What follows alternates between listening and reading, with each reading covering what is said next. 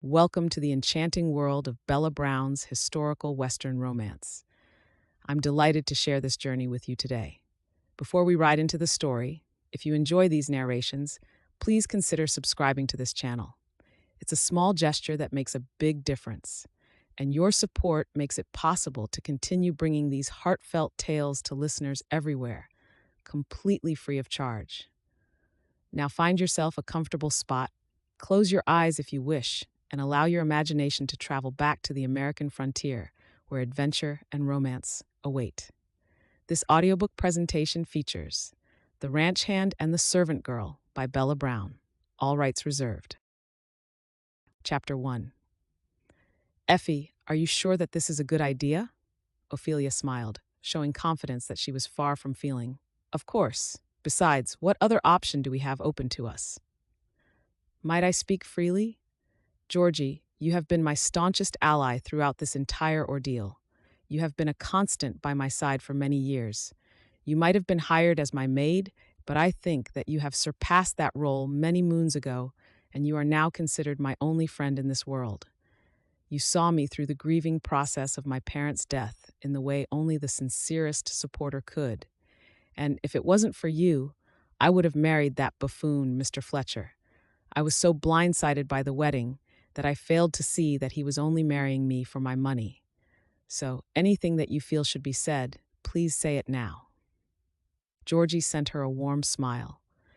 I'm sure that you would have seen his true colors for yourself eventually. Yes, but at what cost? Effie said in a frustrated voice. I can see the town of Bitterford coming into view up ahead, so we don't have much time left. What is it that you wanted to say to me? I know the reasons for you finding a husband in this unorthodox manner.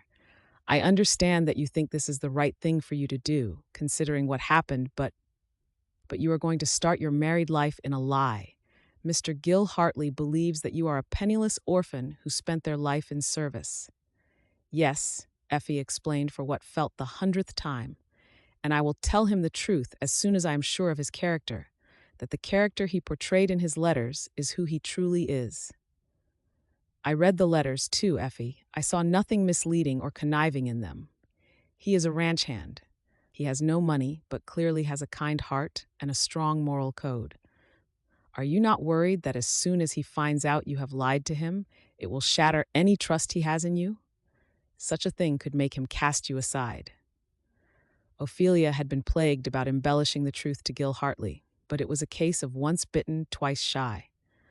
Meeting a man through an advert in the Matrimonial Times had both advantages and disadvantages. She was able to get to know him through the medium of letters over a few months. But it also occurred that he too could be curating a persona in which to lure her to him.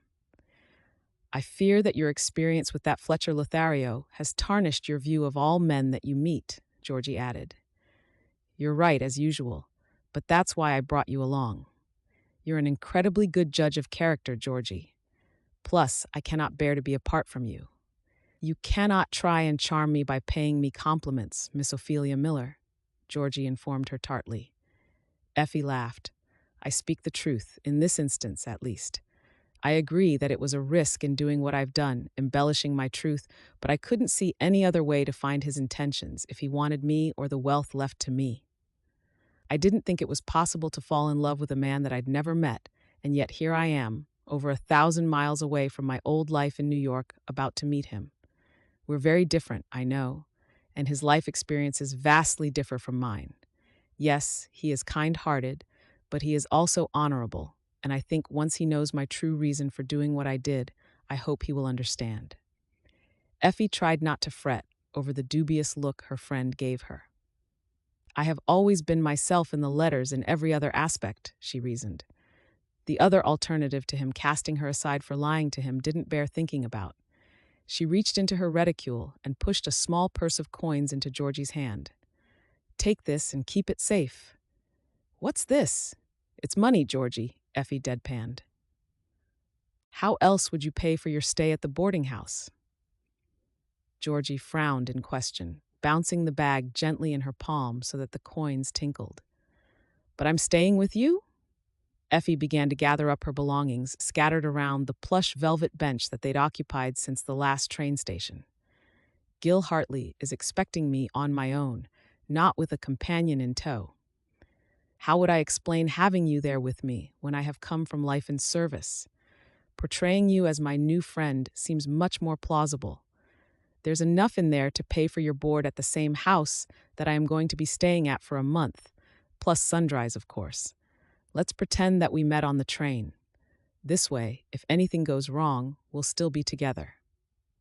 Georgie shrugged as if she didn't quite understand the reasons behind this line of thought. But it was too late to object any further. Other passengers were standing as the train rolled towards their destination. Her new life was about to begin. Chapter 2. Effie stepped down from the car as the cool, crisp mountain air folded around her. It was bracing and made a welcome change to the stuffy, smoky interior that they'd been in for hours. The same as in New York when they'd left, there was a flurry of activity from porters and passengers swirling about them. Effie nudged Georgie towards where she could see luggage and trunks being offloaded up ahead. "Help you with your bags, ma'am." Effie turned to look and was surprised to see a young boy looking up at her. His wide, gappy-toothed grin was infectious, and she softened when she saw the effort that must have gone into making the best of his shabby appearance. "Yes, you can. What's your name, boy?" "I'm Willie Black, ma'am." "How old are you, Willie?" "9, he beamed back. "Our trunks are heavy, Willie. Can you manage them?" He made short work of her doubt and dragged the luggage to a wagon, though one of the other men helped him lift it in. Effie pretended not to notice that he'd had the help. The porter who'd helped Willie tipped his hat to Effie with a kind smile. "Very impressive, Mr. Black. We need to get to the boarding house. Would you happen to know where that is?" "Course," Willie shrugged. "I can show you." "That would be most helpful," Effie replied, and Willie led the pony, pulling the small wagon with their luggage into the road. "You don't have to walk in the road with me." Willie sent them a suspicious look when he noticed the women trailing behind him. "I won't steal your things. I'm a good and honest man," he told them earnestly. "Oh, I do not doubt that," Effie told him. "I'm just curious about why you're working here instead of being at home with your family." Willie puffed up his chest. "I'm the man of my house. My pa died a few months ago down the mines." Effie's heart knocked with sympathy. "Oh, well, I'm sorry to hear that. You're on your own?" "No, ma'am," he replied, taking the left turning after the station. "My ma and my sister, though she's just a baby right now. My ma does little jobs where she can find it to help feed us, but it's my job to help look after them both." "You're doing a fine job," Effie said gently. "Your pa would be proud of you stepping up this way." "Here you are, ma'am." Willie brought the pony to a standstill. "I'll just run in and get Mr. Stewart.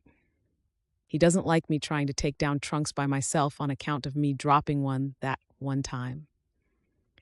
Effie watched him jog up the wide wooden steps to the boarding house and took a moment to orient herself with the town that Gil Hartley had tried to describe to her in his many letters. The road was wide and dusty, and somewhere she could hear a piano playing. They'd passed on by a saloon and a bank, several stores, but this street wasn't as busy with people. The boarding house itself was square. Timber-framed window frames contrasted with the masonry, and a staircase gave access to the upper floor on the outside. Willie appeared on the veranda with an older man. The man had a hearty smile and hobbled down the steps, lifting his hand in greeting. "Welcome to Rosewood Boarding House. I'm Abe Stewart." "Effie Miller." "This is—" Effie stopped herself from introducing Georgie when she remembered that she had a part to play. She put a hand to her lips. "I'm sorry, Georgie. Was it?" Georgie's brow lifted, but she introduced herself to Mr. Stewart. Short work was made taking the cases inside. Effie called Willie back when he'd turned the pony around. "Here, I almost forgot." Effie gave him some money. He saw the amount and rewarded her with his gap-toothed grin once more. "Gee, thank you." "No. No problem." Effie inclined her head, concern for the young boy furrowing her brow as he continued on his way. "You gave him a big tip, didn't you?" Georgie rebuked quietly. Effie sighed. "I couldn't help it. That poor boy. You can see that the townsfolk are trying to help him. she added on in a whisper when Mr. Stewart appeared in the doorway to see what was keeping them. Might I remind you that you're trying to portray a poor servant, Effie? That doesn't include tipping enough money to pay the rent for a week, Georgie whispered back. Effie smiled at her new landlord and stepped through the door that he'd held open for them. Georgie was right. She had a part to play for now, until she discovered the truth about her intended fiancé. For now, she had to pretend to be destitute. Chapter 3. I'm not entirely convinced that Mr. Stewart believes our story about us only having just become acquainted, especially when we keep finishing each other's sentences. Georgie was breathless trying to match Effie's hurried strides as they headed towards the train station. I'm not all that concerned about him right now, Effie retorted. Her mouth was dry from nerves. Expectation and the constant wondering about whether she was doing the right thing raised her anxiety levels. A woman of her standing, with considerable wealth to add to a marriage, had to be careful when agreeing to marry a man. All her worth and property would transfer to him as soon as they were married. She needed to know that whilst he would control her assets, he was a wise man and a kind one, so that she could still enjoy some freedoms. She supposed that was what had led to her finding a man in the West in the first place. Here, women weren't as constrained by societal boundaries as they were in the East. Out here, women were given freedom not allowed to them elsewhere. The wild and whimsical lifestyle called for it. I think Gil Hartley will work out quite quickly for himself that we didn't come in on the train today, especially when our belongings are already in the wardrobes at the boarding house. You know I wanted to get here a day or so earlier to get acquainted with the town, and from our quiet inquiries, so far Mr. Hartley has been spoken of in the utmost regard. I'd say that alone speaks volumes on his good character. Mr. Stewart says that the Big Oak Ranch that he works on is one of the biggest and most successful in the territory, Georgie added. That means more cowboys. Maybe I'll find a husband and settle here too. Effie sent Georgie a starched look. Let's get my situation sorted before you go running off with the first handsome cowboy you meet, Georgie Andrews. Well, when you're married and happy, you won't have much need for a companion, Georgie said on a breathy laugh. I wouldn't say there's an awful lot of call out here for... Effie tuned her out when her eyes were drawn to the man on their side of the road. He was leaning against the wagon at his back, an elbow resting on the edge of the trailer. His face was in the shadow cast by the brim of his hat, but his cheek dimpled in his laughter over something his friend was saying. His long legs were stretched out in front of him and were crossed at the ankle. You're not even listening to me, are you? Georgie mumbled. Who are you? Oh. She too stalled when she saw the direction of Effie's stare. Oh my. Effie knew the instant he'd spotted them staring at him. She felt it in the bump of awareness in her chest and the color that rushed into her cheeks. She blinked and tried to remember which direction she was meant to be heading. The cowboy smirked as he lifted his hat and dipped his head at them.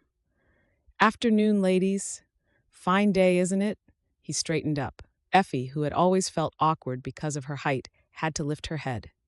Blushing, Effie sent him a quick smile before she remembered that she was meant to be meeting her fiancé at the train station. She trotted across the road and followed the fencing up the embankment towards the dark wooden station buildings. Gil Hartley, what brings you into town? Effie froze as she heard the voice calling out from behind her. As she swiveled, she caught the telling look off Georgie. Sure enough, the man who'd greeted them in such a flirtatious manner was shaking hands with another, exchanging words. That's your betrothed? Georgie mumbled. He's... Not another word. Effie said out the side of her mouth. She set her shoulders as in wiped her palms down the front of her dress, resisting the urge to touch her hair.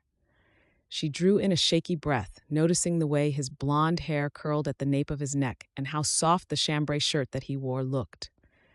She had to remind herself that she was meant to be assessing him for marriage material. Instead, her body had chosen this precise moment to betray her with its racing pulse and flushed face. Mr. Hartley? She had to clear her throat and repeat the words when her voice came out all croaky. Mr. Gil Hartley? His eyes were the same blue as cornflowers and had a light dancing in them. His hair was swept back off his face when he removed his hat when he spotted the two ladies standing awkwardly in the middle of the road. The very same, he inclined his head, those amused eyes settling on Effie. "Hello again. Can I help you?" "My name is Ophelia Miller." This time, she had the pleasure of seeing surprise cross his tanned features. It boosted her confidence that she was having some effect on him, too. He coughed lightly, a smile twitching his lips. "I didn't think that the train had arrived yet today." His discomfiture made her want to soothe him. "I arrived yesterday." Gil's eye moved to Georgie. "And you are?" "Georgie Andrews." She shook his hand. "Are?" Effie knew that Georgie wasn't comfortable with the lie that she was being asked to tell people. "We became friends on the train ride here," she supplied helpfully. Gil blinked his surprise. "I wasn't aware that we were expecting another bride in town." Effie and Georgie exchanged looks. That hadn't factored small-town gossip into their ruse. "I was stood up in another town," Georgie fibbed. "Miss Effie here offered to keep me company. She spoke much about this town, presumably from what you told her. I thought I might stop off here, look around whilst I considered my options." "She's staying at the same boarding house as I am," Effie said. "Well, I'm sorry that I wasn't here to meet you," Gil said. "I hope you found everything to your satisfaction." Guilt twanged inside. Her deceit had been to protect herself, yet she couldn't stop the regret that prodded her. "The town is better than you described, Mr. Hartley. Pretty, especially with the mountains and trees as a backdrop. It's certainly warmer today, too." "The weather can change pretty quickly here," he rocked back on his heels. "I was half expecting to take you out to the Big Oak Ranch to show you the cabin. But I'd like that very much," Effie said. She had pored over his prose many a night as she'd tried to think of life in a strange land. She had pictured his cabin that came with his post as a chief ranch hand. "Georgie, you'll be fine here on your own." "You're welcome to accompany us, miss." Gil's dimpled flashed again as he smiled at Georgie, "though it may be a squeeze sitting up front." Georgie eyed the wagon like a two-headed dog. "I'll be just fine here. Why don't the two of you go, get acquainted? I'll see you for supper, Effie." "Shall we?" Gil offered his hand and Effie took it, using his support to climb into the seat. She straightened her skirts, watching Gil through her lashes as he passed in front of her. The wagon rocked with his weight, and they exchanged a smile. "Don't look so worried, Effie. It's me," he said, with a chuckle. "I know," she replied, "though I still find it disconcerting to finally meet you in the flesh." He flicked the reins, steering them along the dusty road. "And what are your first thoughts?" "Am I what you expected?" he said when she frowned at his initial question. "Strength." He'd given his weight and height, told her that he had blonde hair and blue eyes, but he hadn't warned her about him, about how his eyes had a continuous merriment in them and lips that had a ready smile for people who called out to him. "I'm not sure what I expected, if I'm being honest," she murmured, her eyes traveling over the facades of the stores they trundled past. "Part of me wondered if you'd even turn up." The quiet admission brought her attention back to his face. "Why would you think that?" "Because it's over a letter, and you can portray whomever you wish through that method," he said ruefully. "But then I find out that you showed up early, so I guess that settles my concerns." The revelation brought on a further blush. She had crafted a persona through their letters, but she'd tried to stick to her original story as much as possible so that her dishonesty wasn't too much to have to remember. "You're right," she told him, "though I think how we met has many positives.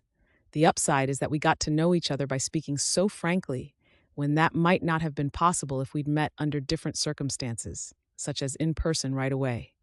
His dry laugh was like honey on a stack of pancakes, just oozing over her. "And just like that, it's like I've known you for years. I don't think I've ever met a woman who is as comfortable with speaking so freely as you are."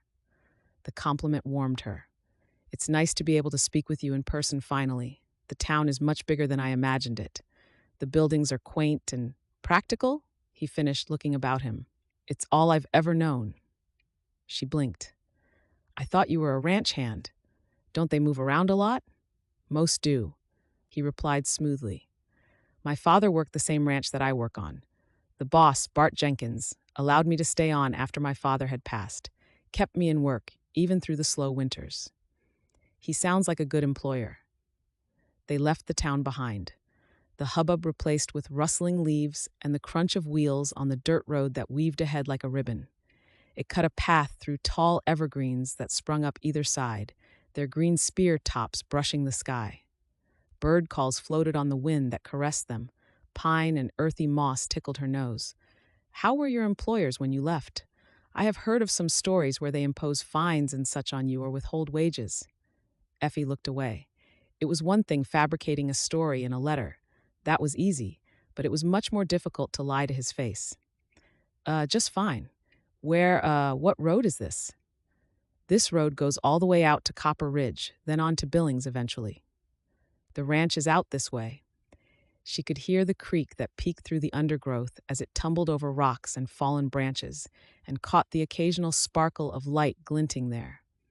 Wildflower blossoms burst forth along the water's edge in clumps of color. The buggy turned into a narrow lane, and she could soon smell the telltale scent of wood smoke. The buildings emerged ahead as the trees thinned out, falling away to meadows and paddocks full of livestock. She could see people milling about in the area. It's huge, she said, staring in wonder at the collection of buildings clustered around a central yard. He pointed out the main house, barns, the two bunkhouses, numerous sheds. Dogs barked and ran to greet them as they reined in. Gil shooed them away with a laugh and helped her down. Effie was self-conscious when the people stopped what they were doing to stare at them both. The main house was a grand affair, gray stone walls with a timber upper floor. A wide veranda spanned the place like a skirt. A man and a woman stood on it, hands on hips. Effie looked to Gil for guidance on how to handle the etiquette of bringing a woman onto their property, for the man must surely be his boss. Gil lifted a hand to them as he said quietly to Effie, "That's Bart and Hannah Jenkins. They own this place?" Gil nodded sagely as Bart made his way down the set of steps. "Afternoon, Bart." "Gil." Bart hitched up his pants and sent a warm smile to Effie. "This must the lady you've not stopped talking about," Effie giggled and gave Gil a telling look. "That right, Mr. Jenkins?" Gil blushed, and Effie was delighted even more by him. "Something like that." He ducked his head as he made a fuss of one of the dogs who'd threaded themselves through his legs. "I thought I'd show Effie the cabin." Sure, Bart bobbed his head. "You go on ahead."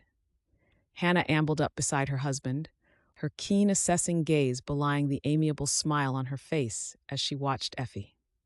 "You must be exhausted after your trip. I can make you some refreshments if you like." "She's been in town a day already," Gil told them, his gaze unreadable. "Wanted to assess the place, I think." Bart's wiry brows climbed his bald palate. "And there he was fretting you'd even show up." Gil sent his boss a narrow-eyed look, but Effie laughed over the teasing comment. "It's a long trip, and I didn't want to meet Mr. Hartley all frazzled after such a long journey." She turned to Hannah, hoping to help the woman relax in her obvious scrutiny of her. "I'd love some tea, though, if I may, once we've seen the cabin. Mr. Hartley told me about your ranch, but his descriptions weren't a patch on its beauty. I can see you must have worked hard over the years to grow it to the size you have, Mrs. Jenkins." The older woman cocked her head, her lips pursed. "It did take a lot of work, yes. Gil tells us you're in service yourself?" Effie swallowed, pinning a smile into place under the probing gaze. "Not anymore. I hope to make a life out here." Gil took her arm and steered her away from the interrogation. "We'll be back shortly," he said over his shoulder. "Maybe you can get the others to do some work too?" Instead of staring like they never saw a woman before, he said loudly to the group in general, "Have I got you into trouble by coming here?" Effie asked him quietly. She saw rather than heard his gentle sigh. "No, that's not it. A new arrival always stirs up interest. Not a lot happens around here. If it's something different to ranch life, then it garners more attention." "I got the feeling Hannah doesn't like me?" She resisted the urge to look back, though she was certain she could feel the stare of the other woman boring into her back. "She means well," Gil replied quietly. "I think I've been with them for so long that they treat me a bit like family." Effie thought of how she felt about Georgie. "I understand," she said. They rounded the back end of the main house, and Effie came to a stop. Stables bordered the edge of the trees, and the creek that they'd followed along the road meandered through the ditch in the middle of the yard. A small wooden bridge spanned the creek towards another lodge that was snuggled up to the tree line. Effie sent him a wondrous smile. "Is that your place?" He lifted a shoulder, his eyes roving her face. "It's lovely, Mr. Hartley." "It's small," he argued back, "but it does the job, and you can call me Gil." As she approached it, she could see the well-kept garden, neat lines of soil dug out with wisps of green that poked through the dark earth. Cornflowers, glacier lilies, and primroses nodded their heads in the April sunshine. "When do you get time for the garden?" she asked, not waiting for his answer as she crossed the bridge. The cabin was an assortment of browns, married up to a rustic and quaint dwelling. The roof peaked, and she could see an upper window winking in the sunlight on the side. An outhouse was hidden behind the log pile, the wood chippings the only signs of life about the place. She stood admiring the place, and Gil joined her, appraising the building as she did. "What do you think?" "I think that again you've downplayed how wonderful this place is. It lacks the basics that you may be used to living in the city," he called after her as she walked closer. She set her hand on the door handle and gave him a coquettish look. "Who said I was a city girl?" Chapter 4. In conclusion, Effie declared, the visit was a success. The cabin is just as charming as he'd said. It is small but nicer than we'd speculated. "I'd pictured a hut next to a marsh," Georgie chuckled. They were walking arm in arm along the sidewalk towards the church. Sunday morning in Bitterford was an active affair. Buggies filled the damp roads and pedestrians milled about the streets despite the inclement weather. The sky was pregnant with rain, pewter clouds gathering at the hilltops and misting. I ended up staying for supper. Gil was a gentleman, attentive and sweet. "I cannot wait for you to meet him today. I would value your opinion of him. He had an easygoing relationship with his boss, too." "What about Hannah? Did she soften towards you?" Effie's lips pressed together. "A little, but she's much harder to read." "I'm not sure why she was behaving so discourteously towards you." "Gil is their chief ranch hand." He explained that he'd worked for them since he was very young. "It might be that she doesn't wish for the dynamics of the working relationship to change, as it inevitably will if I marry him." "Will she be there today?" Effie nodded, her eyes scanning the gathering crowd ahead of them. "I'd say the whole town, plus half the territory, is here today." They found their seats inside the charming little church. The pastor gave an engaging sermon, and Effie found herself thoroughly absorbed in his words. By the time they left, the air was cool and damp, the ground filled with puddles, and the sky was noticeably brighter. "Ah, April, and its showers," Gil said from behind them, "though the ground sure needed it." Effie's heart was set aflutter when she looked up into his cheerful face. "Good morning, Mr. Hartley." His blue eyes settled directly onto hers as the rush of blood to her head made his words difficult to discern. "How many times must I ask you to call me Gil?" Her laugh was breathy, and she blushed. "Sorry, Gil," she added when he lifted a brow. "You remember my traveling companion, Georgie?" "I do. How are you?" Georgie smirked as she gave Effie an impish look. "Very well, Mr. Hartley." "How did you find the service?" he asked her, but his eyes slid back to Effie. "Thought-provoking and entertaining," Effie replied for Georgie, transfixed by blue. The look was broken when Hannah and Bart called out to him. Effie tried to give Georgie a warning look to temper herself, but her friend and ally had already turned her judgmental sights onto the older woman. Effie bit back a sigh. The last thing she needed was to antagonize his employers. She was thoroughly charmed by the ranch hand and wanted to get to know him better. The last thing she wanted was to upset the life that he'd built for himself here. "Miss Georgie Andrews, let me introduce you to Bart and Hannah Jenkins. What Bart doesn't know about ranching isn't worth knowing, and his wife makes the best cherry pie in all the land," Gil added. Hannah inclined her head at the compliment. "Hello. Are you a bride too?" Georgie sent her a disarming grin. "No, ma'am, just a companion to Effie. I'm charmed by your town, though." "Have you lived here long?" Nigh on 40 years, Hannah replied. Where are you from? New York, the same as Effie. We rode the train together. Georgie is fast becoming someone I cannot do without. Effie stepped in before any more fibs could be told. Surely, eventually, she was going to have to undo them. Nice to see you again, Effie.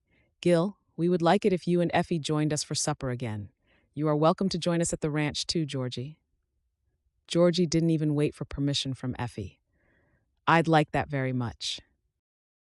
Chapter 5. You've seen him almost every day in the fortnight that we've been here, Georgie remarked. They waited until the two riders passed before they crossed the street. Gosh, is that all it is? Effie replied with a headshake. Somehow it feels longer. I swear it's because everything about this feels right. You do seem to have settled in well. I agree, though. The town feels a good fit for us both. Effie's brows arched quizzically. Does that mean that you're thinking about staying on? You didn't seem all that keen on the idea. Well, that's because I had visions of the place being a dreadful place to live. I admit I thought you'd clear lost your marbles when you first brought home that magazine with the adverts in, but I like the town and the people. Effie smiled, pleased that her friend felt the same way that she did. I'm glad. You haven't answered my initial question. Have you told him the truth yet? It's been on the tip of my tongue more than once, though there never seems a way to broach the subject. Georgie caught her by the wrist and swung her back. But you are going to come clean with him? Effie sighed. I want to. I hate lying to him when he seems so candid and straight. But, Georgie folded her arms and tipped her head. Go on? Effie checked that they weren't near where they could be overheard, and she dropped her voice to a whisper. Money changes people. I've seen it over and over. He is the first man that I've ever met where I don't want to change a thing about him. Then don't you think he deserves to know the truth? I don't want anything to change between us, though. If he cares about you as much as I think he does, it won't matter to him one jot. Do you think he cares for me? Effie asked, eyes wide. Georgie snorted with derision. Of course, he doesn't take his eyes off you when you're near him. Both times we've been to the big house, and he seems like he's besotted with you.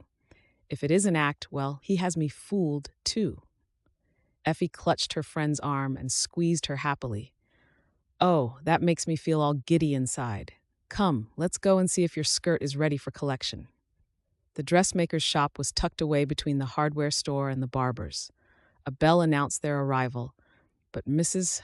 Dabbs already had a customer in the store. I'm sorry, Jane, I just can't right now. Effie heard the deep, heartfelt sigh.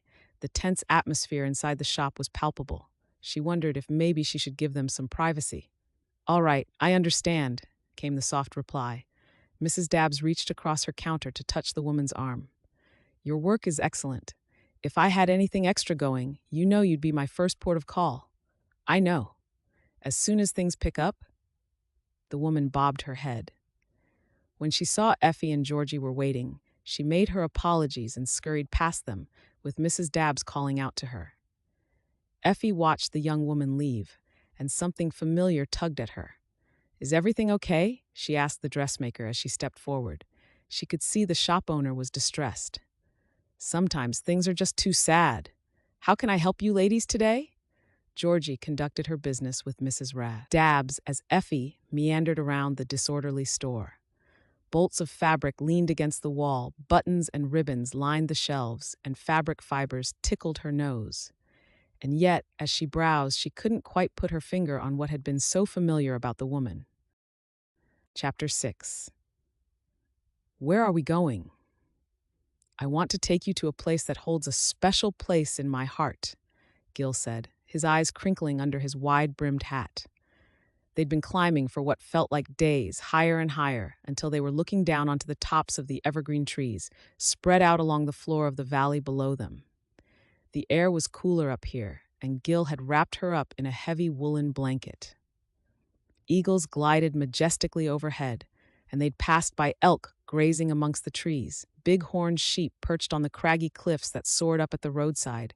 She'd even heard the peculiar barking grunt of a moose from somewhere deep with the forest that they passed. She should feel nervous, being alone in the wilderness, but Gil seemed so capable and fearless that it hadn't occurred to her to be worried. "Are you warm enough?" She nodded and leaned into him. "Yes. Are you?" His teeth flashed in his grin. "I'm accustomed to life out here. Was Bart okay about you taking the afternoon off again?" "I was out before first light and finished the jobs that I needed to get done today," he said. "But I like that you're thinking about them." "Your job is important to you," she replied. "And if we're going to be living on their land, I should hope that they'll get to like me." He gave her a strange smile that had her brow furrowing.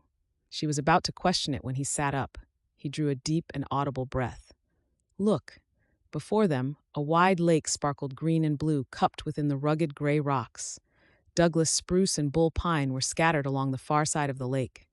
"It's like heaven and earth are joined into one space," she whispered. "I've never seen anything so beautiful." "Me neither," he replied. It was only when he touched the hand that was holding the edges of the blanket together that she realized that he was looking directly at her. He took her hand, his hands dry and rough as they stroked the soft skin on her wrist. "Effie, I know that when I asked you to travel here, I'd already suggested marriage, but—" She felt her pulse slam against the throat and panic seized her mind when she suddenly thought that he had changed his mind. But if that was the case, why was he looking at her so warmly? She had to swallow, and her frozen mind couldn't find the words she needed to ask him. "These past 3 weeks, I've come to recognize just how wonderful you are." His eyes danced between hers, a frown tugging at his brows as he hesitated over his words. "I don't think I've ever quite got along with someone so much, nor have I found being alone and silent with anyone ever this easy. It's like we fit," she answered, and was rewarded with a flash of that dimple. "Exactly," he breathed, his gaze moving to the lake and beyond. "I love it up here. I come here when I want peace. I've been— Is that a bear?"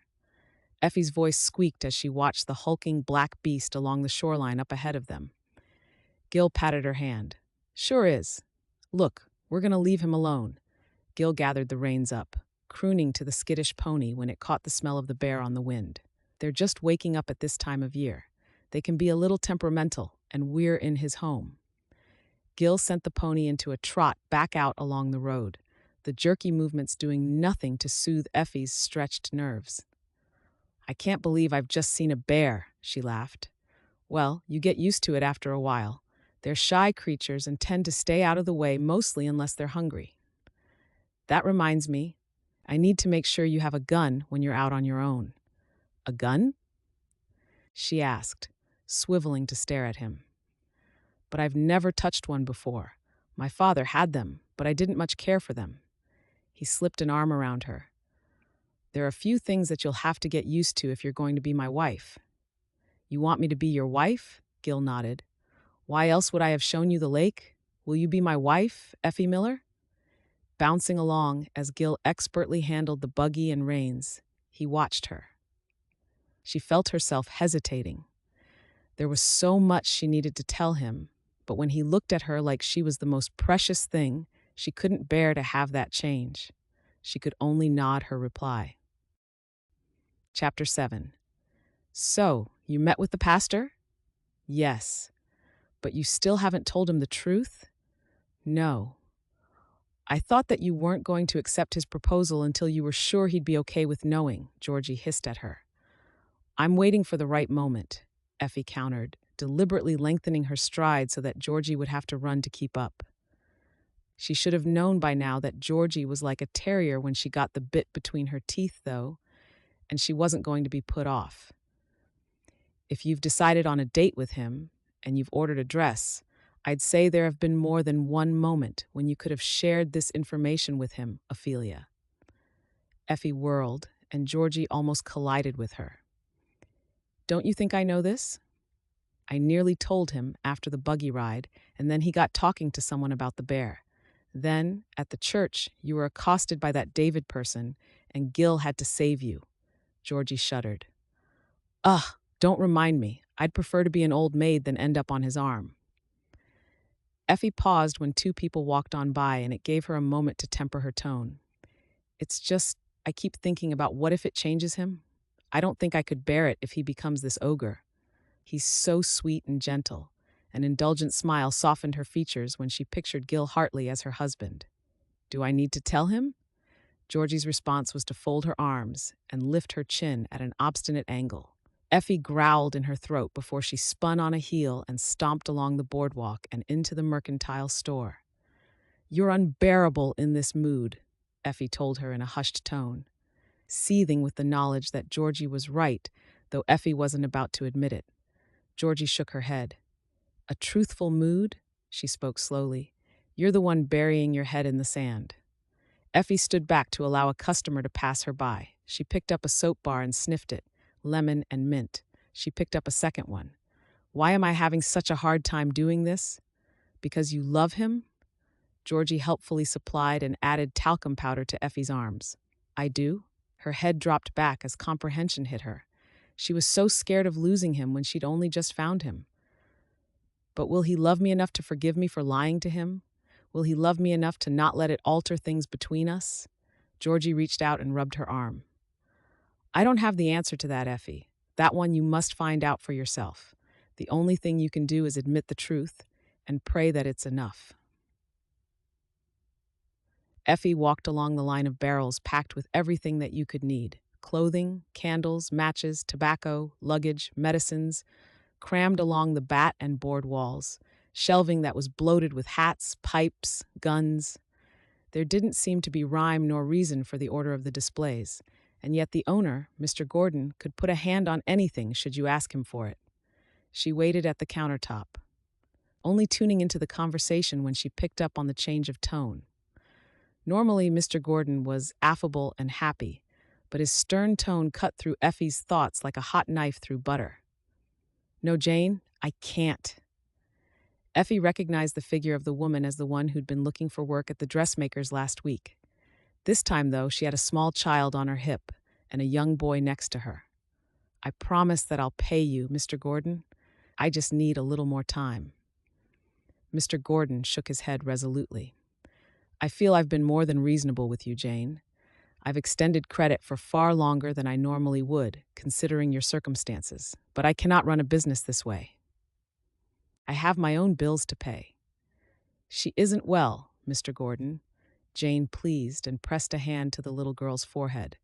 "I need the tonic. I can't lose her, too."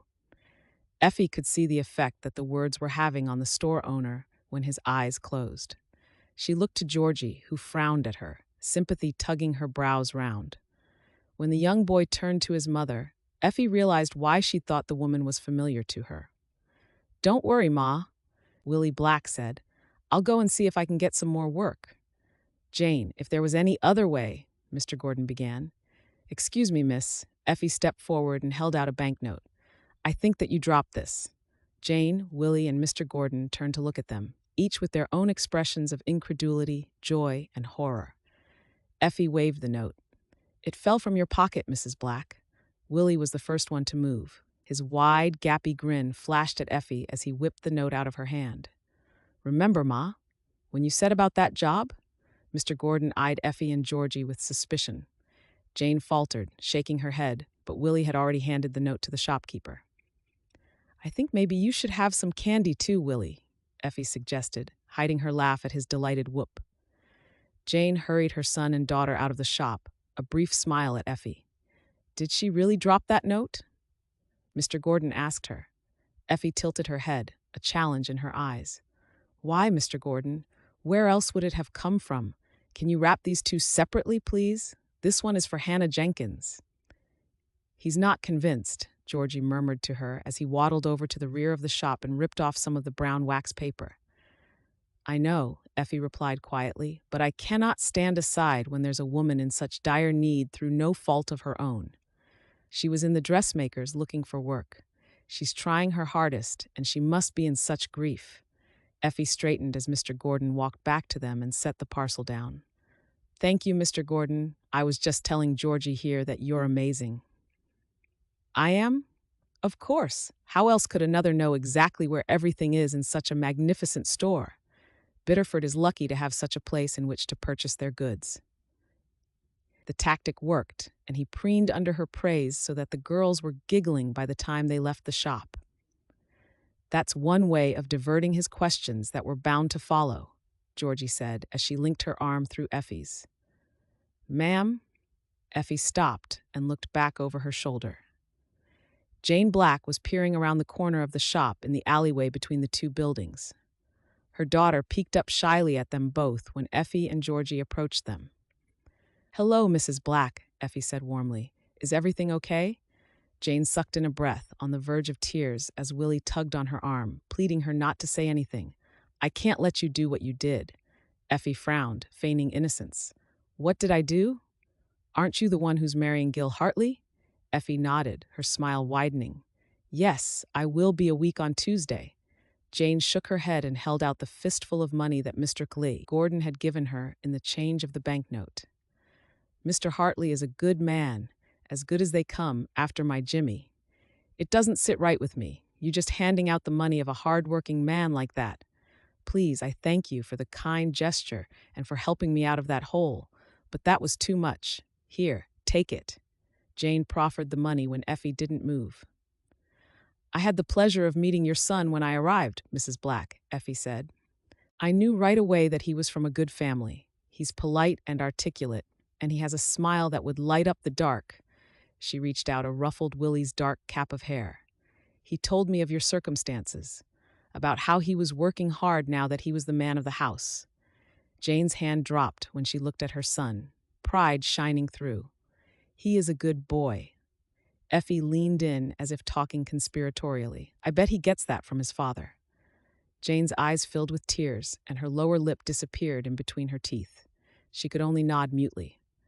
Thought so, Effie replied softly. I don't like taking charity, Jane said, raising her hand again. Look, I saw you at the dressmaker's trying to find work. I need a dress altering for my wedding. If it makes you feel better, you can consider this an advanced payment. You're not his wife, Jane insisted. You can't be giving away his money. Effie laughed and caught Jane's hand within both of hers. This was not his money, she tapped the hand. It was mine. Chapter 8. What if he's not there? Then I will wait for him to return, Effie snapped back at Georgie. It's bad enough trying to concentrate on driving this contraption without you compounding my nerves by asking inane questions. Georgie waited for a beat before she muttered, pertinent questions, under her breath. Effie scowled at her friend. She took a moment to ensure that the buggy was on the road, that the horse has stayed true to their course, and they weren't about to end up upside down in a ditch somewhere, as Georgie had predicted when she'd told her that she intended on driving out to the ranch to confront Gil. Do you want me to admit that you were right? Is that it? That my gloating to Jane Black let the cat out of the bag? That in a town as close-knit and small as Bitterford, such an action on my part would not go unnoticed? No, of course not, Georgie said in a small voice.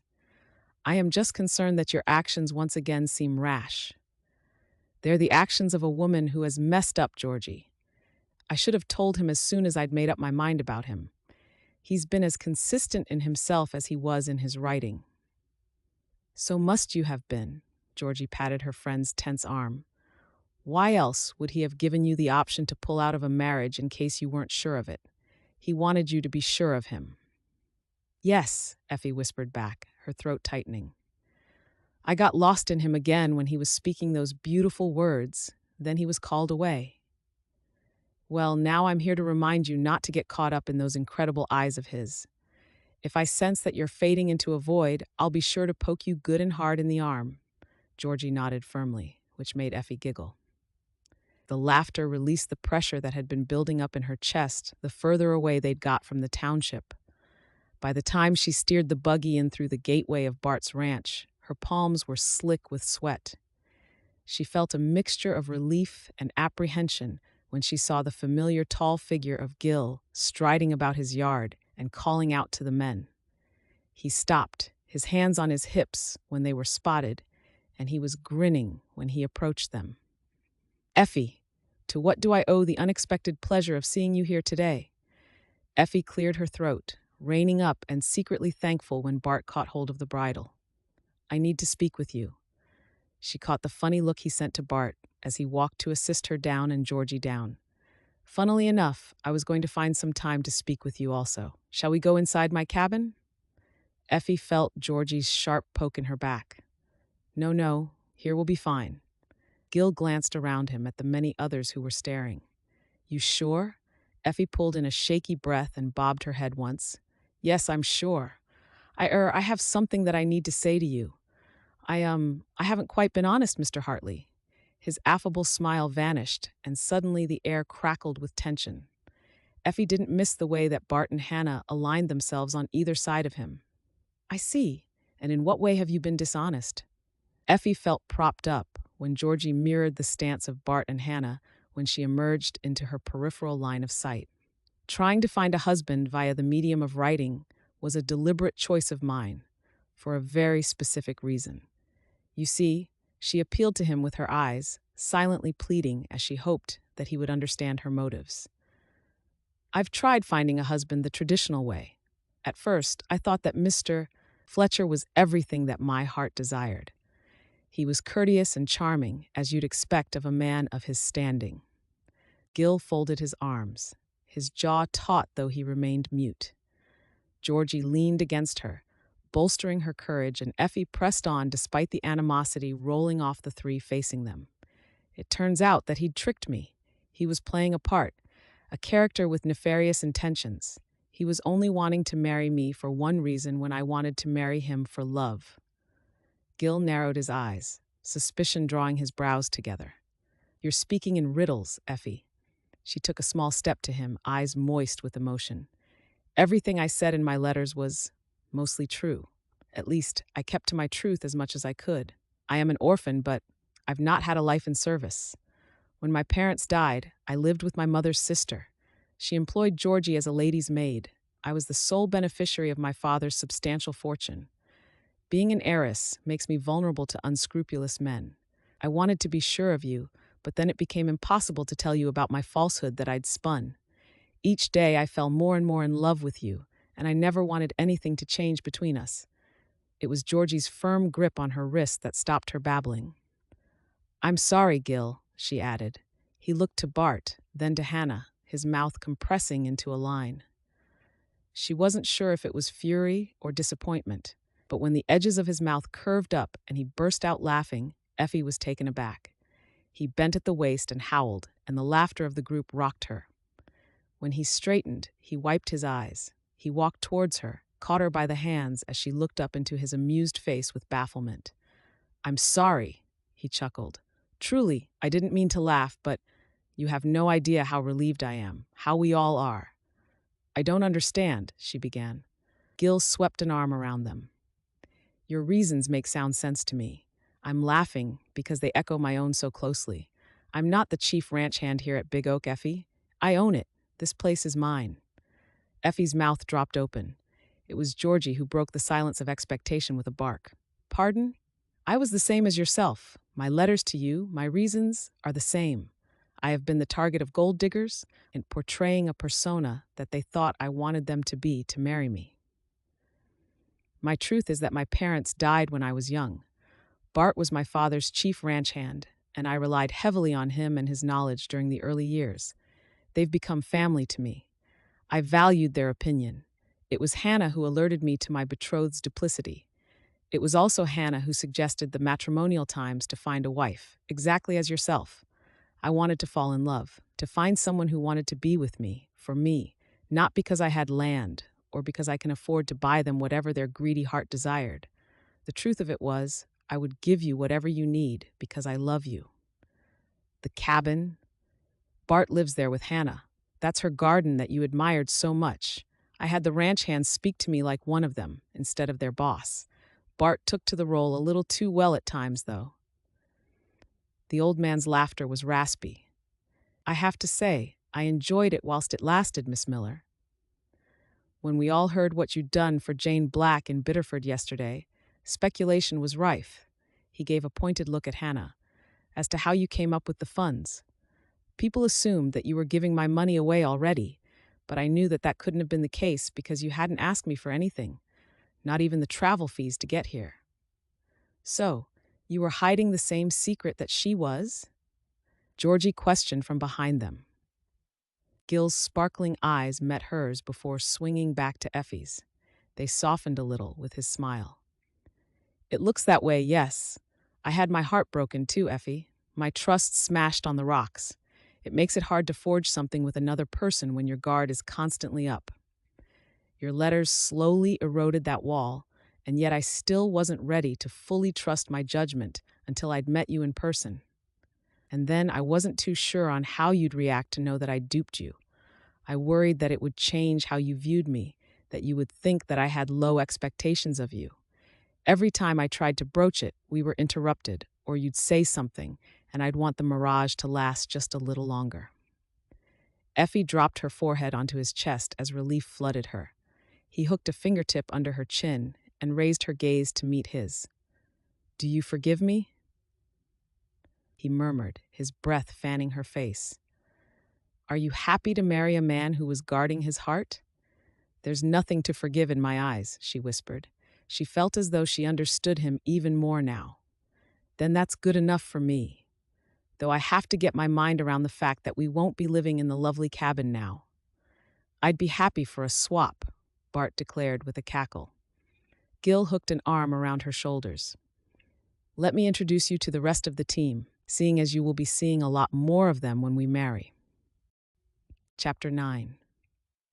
The town hall looked magnificent, dressed in ribbons and garlands of orange blossom and gardenia that scented the air.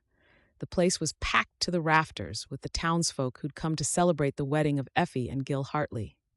The band played upon the stage. Cowhands did their fancy two-step dances, whirling the eligible ladies about the dance floor in the fine dresses.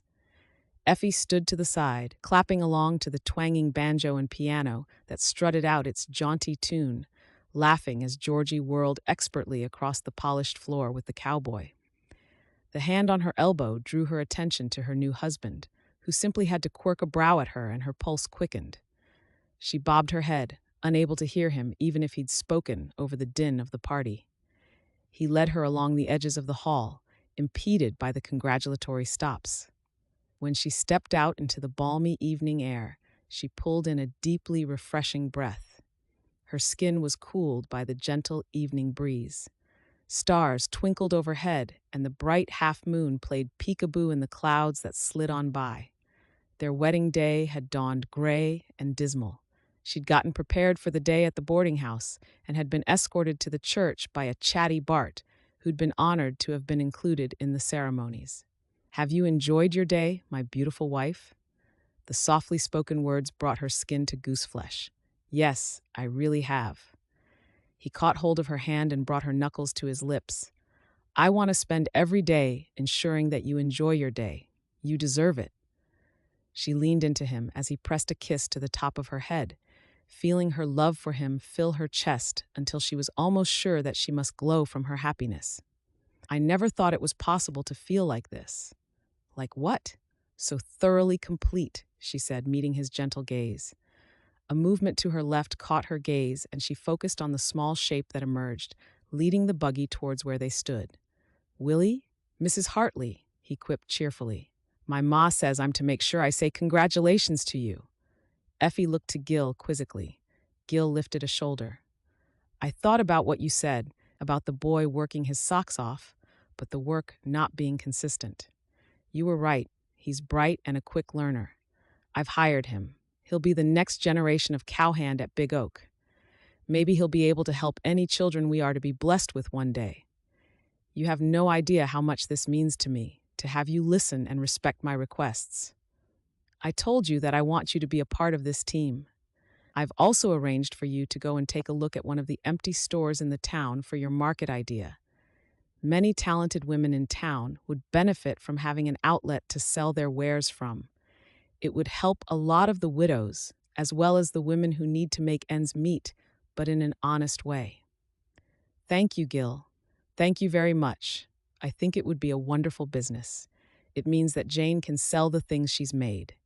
It will bring her an income, one that will help her and her family, all of them. He framed her face in his large hands. With you at the helm, I do not doubt that it will be a screaming success.